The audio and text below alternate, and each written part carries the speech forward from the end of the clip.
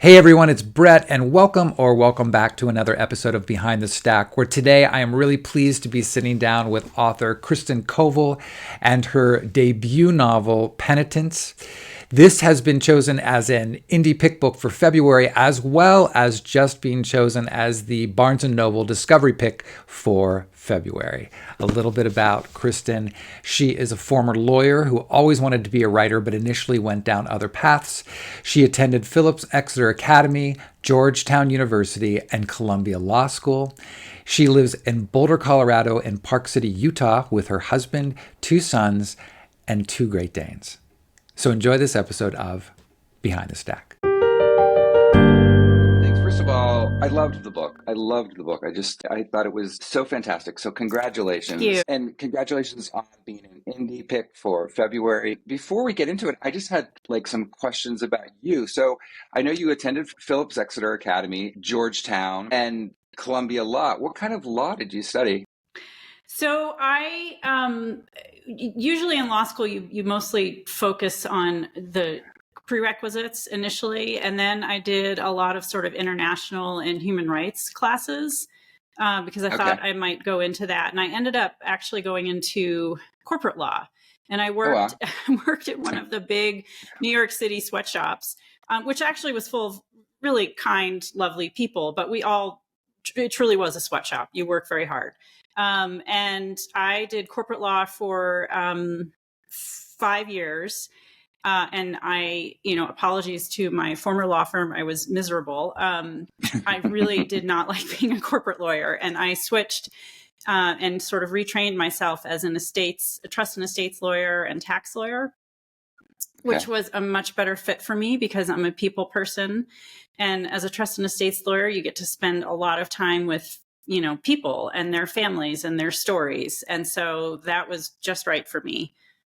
Cool. That's what I did for most of my legal career.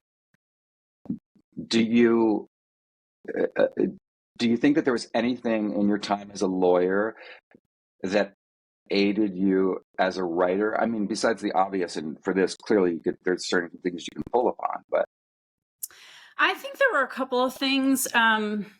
One, which might seem a little initially seems strange to me, because one of my favorite kinds of literature is magical realism, especially Latin American literature, Garcia Marquez and Borges, and they tend to be very flowery, and their language is so lyrical. And yet when I became a lawyer, especially when I was working with people as a trust and estates lawyer, I was constantly trying to explain things in layman's terms, and sort of, I never wanted to speak in legalese. And I think that made it easier for me to write prose more efficiently because I really don't like to use too many words. I just like to be efficient when I write. And so, and that's sort of a strange effect that being a lawyer had on my writing, and opposite from the kind of writer that I thought I would be. I thought I would be lyrical, and I'm not lyrical. I've been told a number of times, "Oh, you're very efficient with words," and so that's the legal effect. You're it's called brevity. So then, at what point did you make the switch? Did you start to think hey, you know what? I really want to be doing this. I really want to be writing. Or was that something that had always kind of been underlying even when you were in law? Oh my gosh, that I have wanted to write since probably 4th grade. And I was a bookworm as a child. All I did was read. And my parents still always, they have this story they tell about the first time we ever went on a big vacation, and we went to Mexico, and I would stay in the hotel room and make myself a bed in the bathtub with pillows and blankets and read all afternoon while they were all out on the beach. But anyway, so I was always a bookworm. I was an English major in college. And I just kind of went down this road of wanting to be a professional and kind of prove that I could make it in the world. I grew up in the late 80s, early 90s, and I wanted to prove, hey, I can be a successful professional just as well as a man can. And so didn't really, that was just I was kind of single-mindedly focused on that. And I tried actually to do both. And I tried 3 times to write a book while I was a lawyer. And for the very first time, I actually tried while I was on maternity leave with my son. And he was my first child. And I thought, oh, I'll have all this free time on maternity leave. I'll write a whole book. Meanwhile, while I'm eating bonbons. Right, exactly. Meanwhile, I couldn't even find time to take a shower. So that try at a book failed. And then I tried again when I have 2 sons. So I tried again when they were maybe sort of 5 and 7. And that didn't work because I had just stopped being a corporate lawyer and switched into trust and estate law. And I said, forget it, I'm just going to go be a lawyer. And then I got an offer, to go work at a law firm in trust and estates. And I thought, well, I can't pass up a paycheck. So put it aside again. And then I tried a 3rd time. And I think the thing was, for me, it was very difficult to be a lawyer and a mother who wanted to coach soccer and Odyssey of the Mind teams and do all that stuff. I just had no creative energy left. And around sort of 2017, I stumbled into a free writing class in Boulder on Pearl Street. And I came out of the class and I realized I have been missing something very important through all of these tries, which is I had never taken a creative writing class in my entire life. Somehow I got through college with no creative writing classes. I had no writing community and I wasn't giving myself the support to do it. And I started taking classes because kids were older. It was finally easier to do. But I was also still a little bit unhappy at work as a lawyer. And I realized I didn't want to wake up when I was 80 and say, I wish I would have tried. And so I took the plunge in 2018 and gave myself a year where I would not be a lawyer and I would just focus on writing. So I left my law firm. I think everybody was shocked. My family was shocked, other than my husband, greatest supporter in my world. But, my parents were shocked. My fellow partners were shocked. And I had never been so happy in my life. The first day I sat down when I was no longer a lawyer and I could simply write. Now, did you tell everyone I'm taking a year and I'm writing, or was it simply like, this is not for me, I'm just taking time? I was not going to tell anybody. And my husband said to me, you need to own it. If this is what you want to do, you need to own it because you need to own it to yourself as well. And that was scary as all get out to say, I want to go write a book when I didn't really have very much experience writing. And, but I did it. And he was right. I think owning it was the best thing that I ever could have done. That's amazing. And here we are. Here we are. Okay. So for our viewers or for listeners, do you have an elevator pitch for the book? I do. So, the novel Penitence is set in a small town in Southwest Colorado, and a little bit in New York City as well. And it opens on the immediate aftermath of a 13-year-old girl, Nora, having shot and killed her 14-year-old brother, Nico. And her parents are, of course, distraught. They're angry. They're full of blame and guilt, but they're also struggling with a conflicting desire to protect her against an overzealous DA who wants to charge her as an adult, even though she's only 13, and send her to prison for the rest of her life. So they recruit a local lawyer named Martine, who was on the verge of retiring. And she doesn't have much experience, so she brings in her son, Julian, because he's a successful criminal defense attorney in New York. The problem is they have, the 2 families have been estranged for a long time, and they have a complicated history. And so as the novel progresses, all of the characters are sort of working through their complicated past and present, and they're trying to figure out whether they can ever arrive at forgiveness, and if so, how. That was excellent. Thank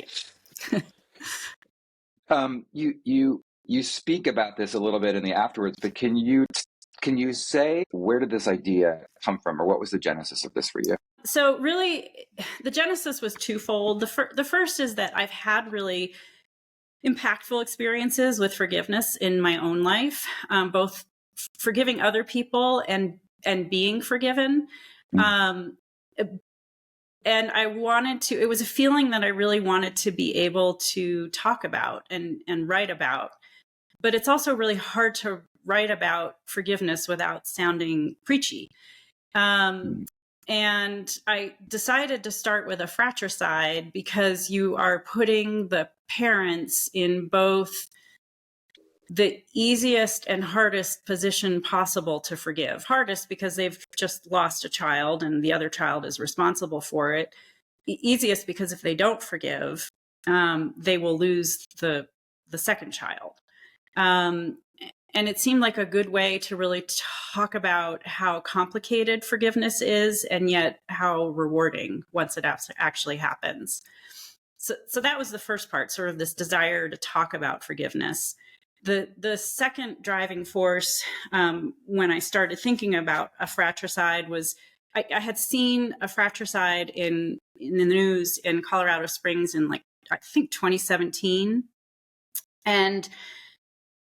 And then started noticing more of those stories when they came up on the news. There was, one in particular that really kind of caught my attention. And I decided to research it a little bit because it's not something anybody really ever thinks about. I mean, it's in the Bible, Cain and Abel, and it's in mythology with Romulus and Remus. And, it's in all the monarchies all over the world.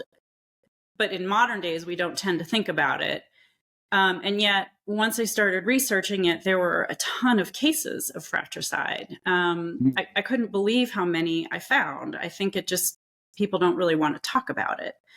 And I found cases with really young perpetrators, 12, 11, 10, one 9-year-old, and twins. And every time I looked at these cases, my heart was really out there for the parents because I have 2 sons and, it just makes you think, what would you do? And how would you get through it? And it just seemed like the right way to talk about forgiveness. And this is what I so appreciated about the book, and it's getting comparisons with Little Fires Everywhere with Ann Patchett. And it's interesting because I also noticed, I think in your afterwards, you speak about Angie Kim, and I adore Angie, and it reminds me very much of something in the Angie Kim world of her books as well. But one of the things I so appreciated about your storytelling is it's not neat.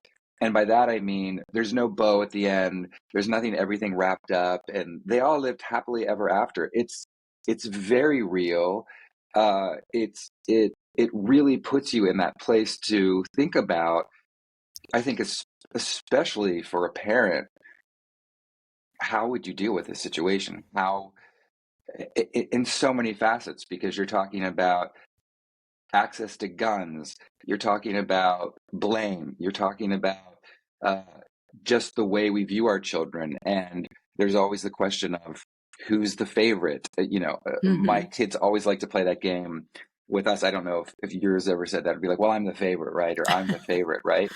And so I really appreciated, and it made it much more realistic and thoughtful that there is no easy answers with any of this.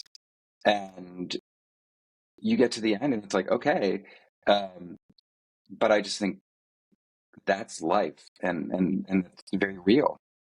Well, and I think the thing is that we all have bad things happen to us in life, and we also all make mistakes, whether or not we want to admit it.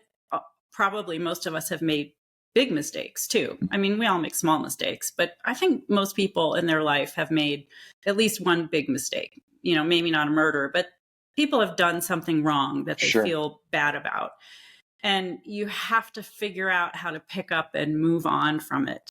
And there are consequences to mistakes. You can't really avoid those consequences. And it's not always fair to avoid consequences. That's why we have criminal laws. But I also think that we need to recognize that we are all guilty of these mistakes, and figure out how do we let each other move on, and how do we let ourselves move on.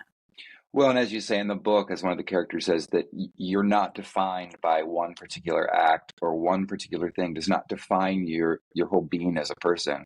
And I think that's really resonated with me as well, because like you just said, everyone is capable, everyone has. In a life, there are things that are going to happen that Yeah. are just inevitable, one way or the other. Um, the book is so much about forgiveness, but it also, there's such a part of the book that it's about secrets. And so many of these characters are holding on to something. And of course, we're not going to get into any kind of spoilers, but because there are certainly some, but almost everyone has something inside them. Can you talk a little bit about that? Yeah, well, and that was actually part of the reason that I wrote the secrets that exist inside of everybody. That was part of the reason I decided to write the novel from multiple perspectives, because you wouldn't necessarily have had such a good look at that if you really only saw the novel from one person's point of view. And much like mistakes, I think we all carry secrets inside of us, and they help form who we are and how we live. Sometimes those secrets are really painful. And because other people don't know about them, other people don't necessarily understand what a person is going through, and therefore don't have empathy for their behavior. In the construction of the book, I'm so curious. Did you have beats very clearly delineated for your characters? Did you know a lot of these, for lack of a better word, revelations from the get-go? Or were there some things as you went through the writing, you thought, oh, this will add another color, this could add something else, this could deepen this relationship? A little bit of both. To be honest, I had, when I started, I knew exactly who each person was as a person. And so that was very clearly in my head. And I also knew what the first scene would be and what the last scene would be. And I had to figure out how to get from point A to point B.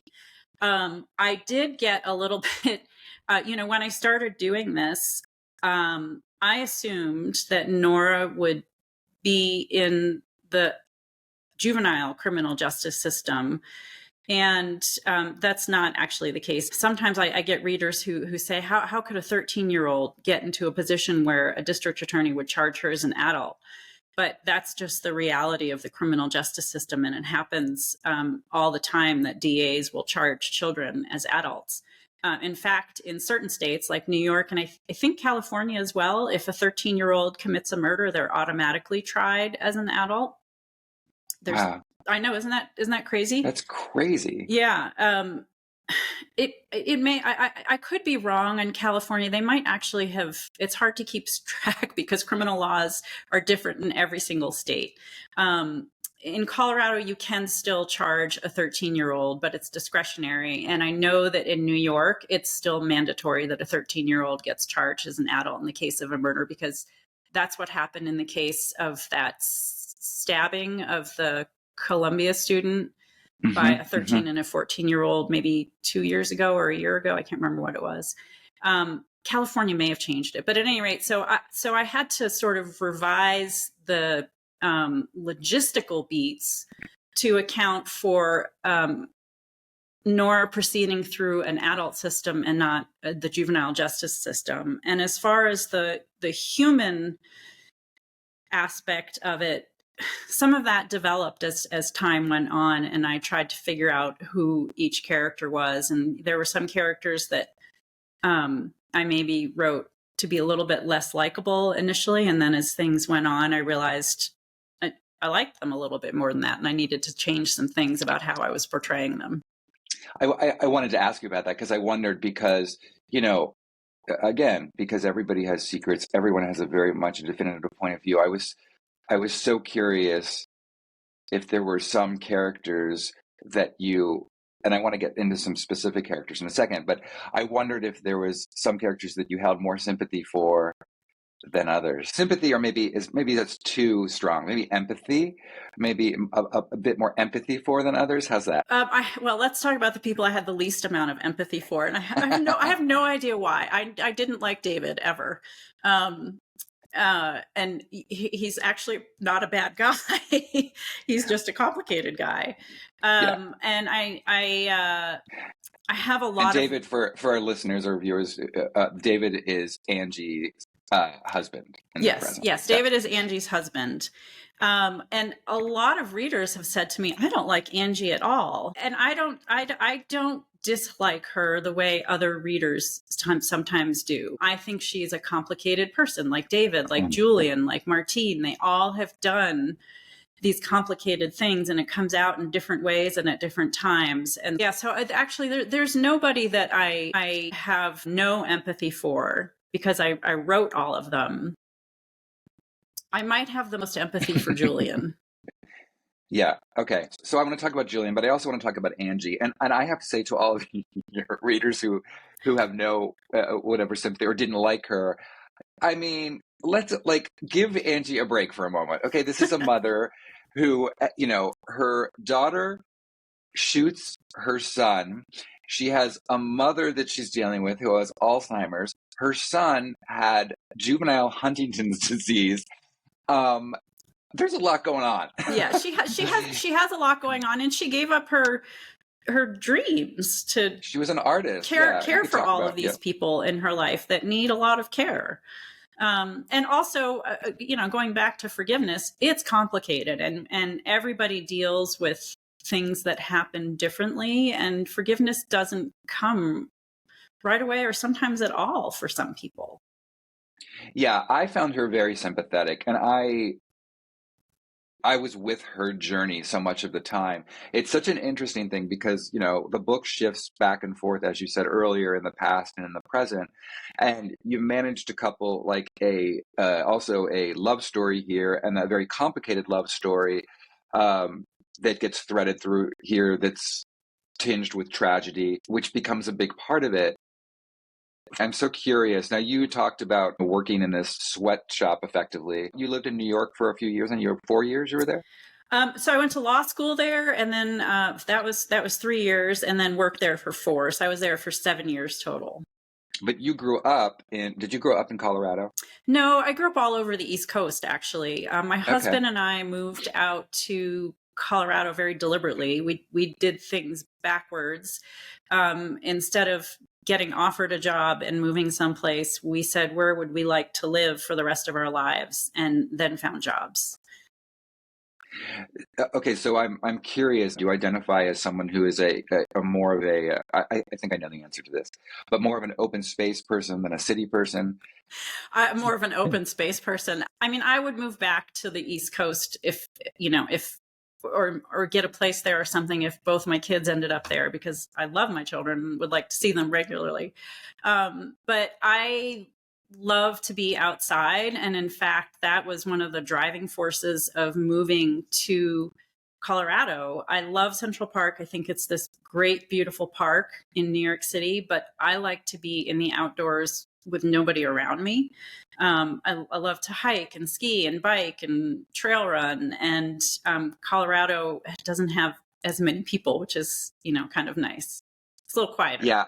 And I love New York, and both of my sons happen to be there now, and so it's fun to go there and get to eat all of the fabulous food everywhere, and it's so vibrant, and I just love the life there. It's so diverse, and in every way, shape, and form, it's a great place. But I like Colorado and Utah.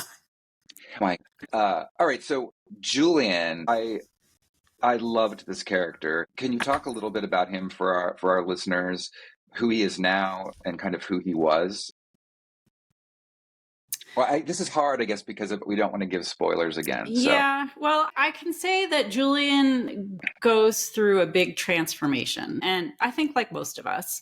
I think that Julian starts out as somebody who is very focused on being a skier and, going to college. And initially I when I started to write, I thought, oh, maybe he will, be somebody who's headed to the Olympics or be that good or something like that. And as we know, that kind of goes by the wayside for certain reasons. And he ends up being a character who is very devoted to, as a lawyer, making sure that his clients have the best representation they can. And it was really important to me to portray him in a way that would also help readers understand how important criminal defense attorneys are. I think sometimes they get a bad rap because a little bit in our country, even though we have, this, even though we say somebody is innocent until they're proven guilty, to some extent, I think that, in the media and in social media, when somebody's accused of something, they're guilty. The accusation essentially renders them guilty. And that's what innocent until proven guilty was meant to deter. But the attitude is still out there. And so it was important to me that Julian be the kind of criminal defense attorney who gave his clients the best chance to be treated fairly within the criminal justice system. And their relationship, he and Andy's relationship, it's so interesting to me. And when they first come together, as it slowly gets revealed, everything that exists between them, and this kind of it's heartbreaking in a way because I don't know, maybe I'm just some sappy romantic thinking, oh my God, I want them to reconnect. I want them to to be together, which is so silly, but I don't know. Initially I wanted them to reconnect as well. And that just wasn't how it happened in the end. And that also didn't seem fair both to his current wife or to the circumstances under which they parted, basically. His mother, Martine, I loved her too. Here's this woman who is a lawyer, but she understands her limitations. She's older. She, by all stretches of the imagination, she probably should just be retired, but she's asked to do this. She's just an incredible spitfire. And, it's really funny because when I first started writing this, I didn't realize how much people would connect with Martine. And I have had a lot of people say to me, why don't you just write a whole book from Martine's point of view? That's people interesting. Really like her. She could be a complete standalone in terms of, and I don't know if you've even started to germinate on what you might do next, but do you think that you will stick to something that has a legal area to it, or do you think you'll expand beyond? Or has it not gone that far yet? No, it has gone that far. Actually, so I wrote another book before this book, and that one had zero bits of legalese or legal issues in it. And that was more of a satire. But that was me learning how to write. So I think that book's going to stay on my computer in a hidden file. I probably will have something legal related for my next one. Although, even with this one, although there are legal aspects to it, that's not the main point. It's not, no. And I didn't want it to be the main point. We talked a little bit about Angie Kim, and her first book, Miracle Creek, mostly took place or largely took place in a courtroom. And I love that book, but I don't know that I have the experience to do that kind of a legal novel, just because I was never a criminal attorney. I never practiced criminal law or spent enough time with it to do that as well as Angie did. But at the same time, I was a lawyer for a lot of years, and there are a lot of interesting things in the law to talk about and address. So I kind of already know what I'm doing. I've got reams and reams of notes for my next novel and about 30 or 40 pages written, and it does have some legal aspects to it. Well, and I think for our listeners and our viewers, the thing about this book is. It's not any one thing. I would hate for somebody to say, well, it's a thriller. It's not. There is a mystery component to it, certainly. But I looked at it as the same way I kind of view Liz Moore's books, which I love. Those are great. Yeah, but they're literary novels that certainly The God in the Woods had this mystery about it, but it's not what I would call a thriller, and neither is this.